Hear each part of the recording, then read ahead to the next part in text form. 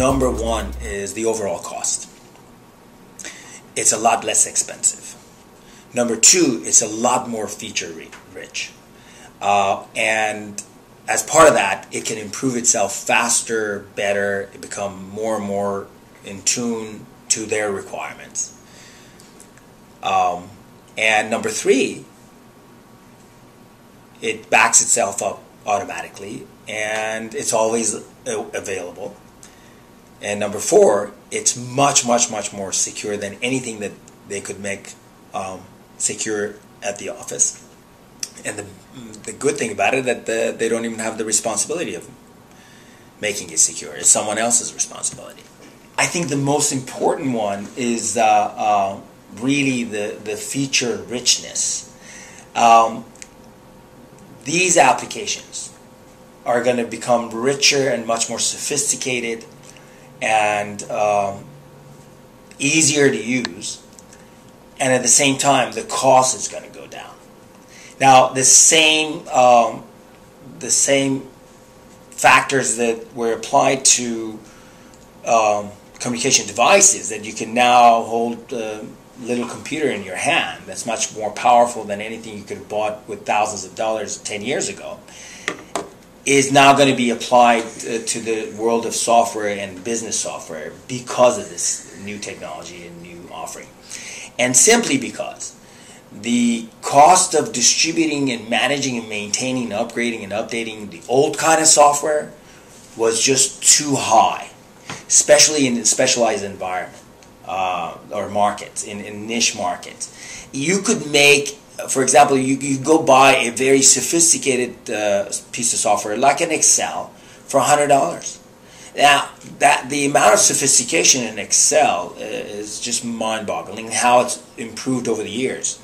Or even a word processor. And the fact that you could buy this for such a low price, it's because of economies of scale. And because a lot of people buy it, so millions and millions of people buy it, and so the price comes down.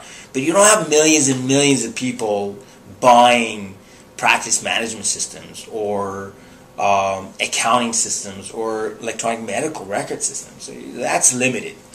And the size of the market limited. So the size of the market and the technology itself, the old client server, is very expensive to put together. It's expensive to get it to the office and install it and set it up and train. It's expensive to maintain it and upgrade it because you have to go through that whole process every single time. So who ends up being paying for the cost? At the end of the day, it's the whoever pays for it.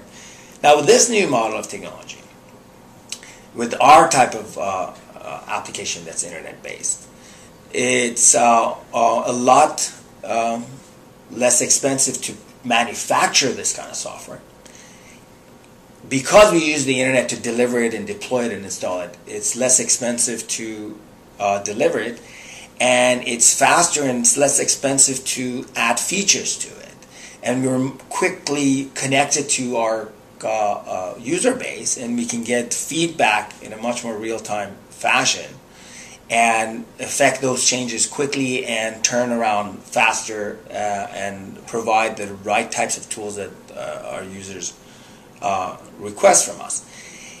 And because it doesn't cost as much to package the software and deliver it and reinstall it, and once you go through one upgrade of your data centers, it is costly, but once you pass that, compare the cost of that to the number of users, per user, it becomes a fraction of that. So these systems are going to get upgraded faster, they're going to evolve quicker, they're going to be much more in tune to the needs of the end users, and are going to be much more user-friendly, more and more every day. So we're going to see much more rapid improvement of this kind of application using the cloud computing. That's really, I think, a very important feature, especially for, I would say, the physician market.